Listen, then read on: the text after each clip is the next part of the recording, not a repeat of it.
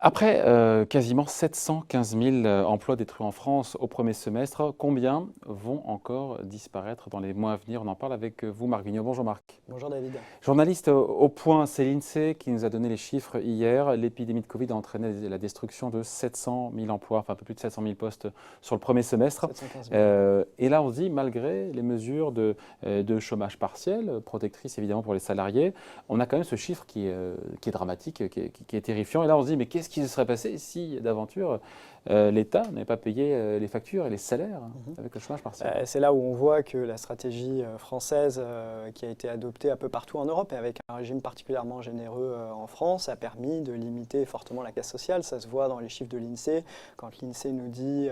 on limite la casse et on a 700 000 destructions de postes sur 6 mois. C'est violent, quoi. Oui, alors parce que quand l'économie ralentit ou quand elle s'effondre, dans le cas d'espèce, il y a des gens qui perdent, les CDD ne sont pas renouvelés, les intérimaires, on met fin à leur mission. Et donc c'est toute cette population-là, en plus de gens qui ont déjà des contrats précaires, qui ont souffert le plus. Ceux qui étaient en CDI ont été plutôt bien protégés par justement le mécanisme de chômage partiel. Et c'est évident que les entreprises ont ajusté à leur activité tous les contrats les plus flexibles et donc tous ceux des plus précaires. Et c'est pour ça qu'on dit qu'il faut particulièrement aider une partie de la population qui a des revenus modestes et qui a souvent des contrats de travail qui sont extrêmement fragmentés.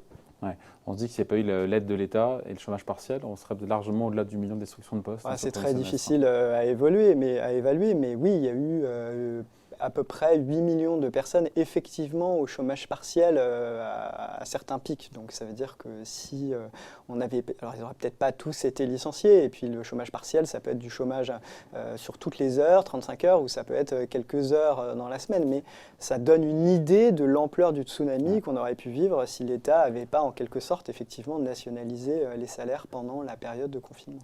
Alors, si on écoute l'INSEE, et on a envie de les croire, quelque part, le pire est passé du côté des destructions de postes, parce qu'il table, l'INSEE, sur une stabilisation au second semestre de l'emploi, de sorte qu'on aurait autour de 700 000 destructions de postes sur l'ensemble de l'année 2020.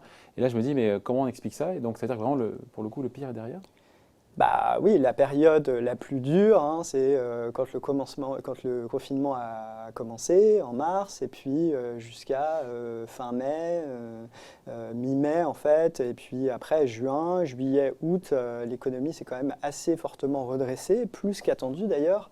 Il y a eu un rebond assez fort. Alors toute la question est de savoir si ce rebond va durer, si les ménages vont avoir confiance dans la conjoncture économique, vont continuer à consommer. Il y a eu un rebond mécanique, notamment sur les biens durables, sur les voitures, grâce au soutien gouvernemental, les primes, etc. Est-ce que les entreprises vont anticiper vont voir leur carnet de commandes se regarnir un petit peu? Est-ce qu'elles vont investir? Et donc, mais ce rebond, il était là, il a été mécanique, et donc c'est normal que, avec la protection du chômage partiel qui est encore là, on n'observe pas encore de tsunami de destruction de l'emploi. La question est, est-ce qu'il va y avoir une grosse vague de faillites au printemps prochain ou pendant l'hiver, au moment au printemps prochain où il va falloir commencer à rembourser les prêts garantis par l'État distribués massivement aux entreprises qui leur a permis d'avoir du cash pendant la crise. Entreprises qui pourront prolonger, qui n'auront pas besoin de rembourser ce prêt, puisqu'il est… Oui, enfin, il faudra négocier les conditions. Il y aura des taux d'intérêt quand même un peu plus élevés parce que quand on étale les remboursements, il faut en payer le prix, même si ça sera un prix très largement aidé par la garantie que met l'État. Donc les banques vont pratiquer des taux qui ne sont pas très élevés, mais quand même, il faut pouvoir le payer, il faut pouvoir avoir de l'activité. Et c'est là où la situation sanitaire va être déterminante pour savoir quelle sera la situation de l'emploi. Mais on voit bien, il y a un chiffre qui a été donné par Elisabeth Borne, c'est que pour l'instant, il y a eu quelque chose comme 345 PSE depuis le début plan de sauvegarde de l'emploi. Voilà, plan de sauvegarde de l'emploi. Et il y a eu 50 000 emplois. Qui est un plan de licenciement, on appelle ça plan PSE, mais en fait c'est… Voilà, c'est les plans sociaux, comme on disait avant. Et donc, il y a eu 50 000 emplois supprimés liés à ces plans sociaux. Donc, on voit que les suppressions d'emplois, les 715 000 dont on parlait jusqu'à présent, ne passent pas principalement par des plans de suppression d'emplois. C'est ce que je disais, c'est les fins de CDD, les fins de missions d'intérim, etc. Et on voit que là, l'intérim a un peu repris. Quand l'activité repart, il ne faut pas oublier que pendant la période de l'été, là, l'économie française, elle tourne, je crois, à 95% de ses capacités d'avant-crise. Toute la question est de savoir si on va regagner ces 5% d'activité qui permettrait d'arriver au niveau d'avant-crise. Sauf que c'est compliqué parce que c'est une moyenne et qu'en fait, il y a des secteurs qui vont très mal et c'est toujours les mêmes, malheureusement. C'est l'hébergement, la restauration, le transport, l'événementiel.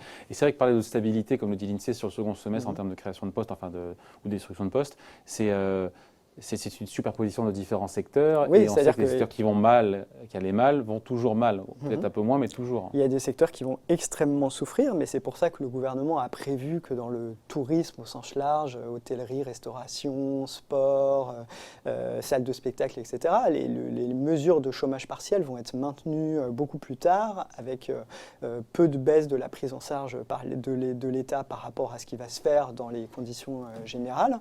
Et donc, on s'attend à ce qu'il faille soutenir ces secteurs et éviter des destructions d'emplois dans ces secteurs. Je rappelle qu'un autre facteur qui va faire augmenter le nombre de personnes au chômage, et puis il y aura peut-être des créations de postes dans d'autres secteurs, mais les jeunes vont arriver massivement sur le marché du travail. Là, il y a 750 000 personnes qui vont se présenter et qui vont devoir s'insérer sur le marché du travail.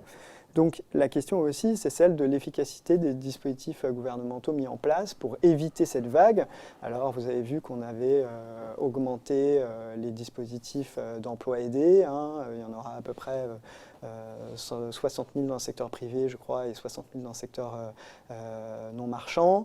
Il va y avoir des mesures de formation massive, des mesures d'accompagnement comme la garantie jeune. Donc on va leur permettre d'attendre finalement, de voir si la situation se redresse sans qu'ils s'inscrivent à Pôle emploi, sans pour autant qu'ils aient un véritable emploi. Il y a la prime pour encourager l'embauche des moins de 25 ans de 4 000 € par trimestre, donc pour encourager les entreprises à garder quand même ces jeunes. 4 000 € par trimestre ? Non, pardon, 4 000 € en tout, mais qui sera versé par trimestre. C'est-à-dire 1 000 € à chaque trimestre. C'est 4 000 € par trimestre. Non, c'était pour dire que c'est 4 000 € en tout versés par trimestre, et donc pour encourager ces entreprises à garder le jeune plus que justement 3 mois. Marc, ce que nous dit l'INSEE, c'est a priori stabilisation de l'emploi sur le second semestre, mais malgré tout, chômage qui va continuer d'augmenter. Il faut expliquer ce paradoxe qui n'en est pas un en fait. Le taux de chômage, oui. Le taux de chômage, oui. Le taux de chômage, oui, le taux de chômage va continuer à augmenter. C'est en partie un effet trompe-l'œil et un effet statistique. C'est que pendant la crise, paradoxalement, le taux de chômage a baissé en fait, parce qu'il y a des gens qui tout simplement ne vont plus à Pôle emploi et ne disent plus qu'ils recherchent activement un emploi, parce qu'ils savent que c'est pas la peine et qu'ils ne trouveront rien. Donc forcément, après le ça veut rien dire, ils reviennent à Pôle emploi. Mais enfin, ça montre quand même que le chômage aura augmenté pendant la crise, mais ces effets de variation là en ce moment où pendant la crise, le taux de chômage a baissé du fait qu'il y ait des chômeurs découragés, ça ne veut pas dire grand-chose. Et d'ailleurs, c'est toujours publié avec une notice, attention, ne pas prendre les chiffres pour exactement ce qu'ils donnent comme impression, quoi. Donc les chômeurs des prochains mois, c'est quoi? Ce sont essentiellement les jeunes qui n'auront pas trouvé de travail. Ce sont il y a beaucoup des jeunes. Si on part du principe qu'il n'y aura pas qu'en moyenne, il n'y aura pas de nouvelles destructions de postes. Enfin, il y en aura, dans certains secteurs, mais il y aura ça sera création compensé dans d'autres. Mais bon, les seniors, à mon avis, leur situation est quand même pas très enviable non plus. Il y a des entreprises qui vont faire des plans de départ. Alors ça ne sera pas forcément d'ailleurs des destructions d'emplois au sens où on va licencier les gens, mais on va leur dire est-ce que vous pouvez partir un peu plus tôt en retraite, on va trouver un moyen de vous mettre... voilà. Et donc, il y en a qui perdront leur emploi parce qu'ils coûtent plus cher, les seniors, et ça sera très difficile quand on a 55 ans de retrouver un emploi. C'est bien pour ça que le gouvernement dit la réforme des retraites pour l'instant, l'allongement de la durée de cotisation, ce n'est pas la première priorité. En tout cas, les syndicats le disent et le gouvernement, pour l'instant, n'a pas remis le sujet sur la table parce qu'il sait qu'à court terme, c'est quand même très très dur de dire aux gens de travailler plus longtemps tout au long de leur carrière quand on va probablement les inciter à partir. Bon voilà, en tout cas, merci beaucoup. Explication signée Marc Vigneault, journaliste. Au point, ce qu'on retient en tout cas, c'est que le pire est passé en termes de destruction de postes, c'est ça en fait. Pour l'instant, l'INSEE fait une prévision que d'ici la fin de l'année, oui, ça ne va pas forcément se dégrader beaucoup plus, mais on ne sait pas ce qui va se passer quand il va falloir rembourser les prêts garantis par l'État. Le gouvernement met en place un système de chômage partiel prolongé pour les secteurs les plus touchés, donc ça 2 millions devrait être... 2 millions de salariés sont encore en activité partielle. Et puis, avec un système qui, au 1er octobre, est moins généreux. Voilà, la prise en charge par l'État passe de 84 à 72%. Il faut aussi inciter les entreprises et les salariés à reprendre le chemin de l'activité. On fait le pari que la situation sanitaire ne va pas se redégrader au point qu'il faille reconfiner tout le monde. Et donc, il faut que, malgré les conditions sanitaires, les entreprises puissent opérer et trouvent le moyen que ça soit à peu près rentable, même un restaurant avec 50% de taux de remplissage dans sa salle s'il n'a pas de terrasse. Enfin bon, voilà, donc c'est compliqué. Et si on maintient un régime de chômage partiel trop généreux, il y a des gens qui se disent moi, je préfère rester fermé. Mes salariés sont protégés par le chômage partiel, j'ai éventuellement des aides du fonds de solidarité, et puis c'est moins dangereux de rouvrir. Donc dans ces cas-là, l'économie ne repart pas. Quel dilemme pour le chef d'entreprise. Merci beaucoup en tout cas Marc, bonne journée. Merci David. Oui.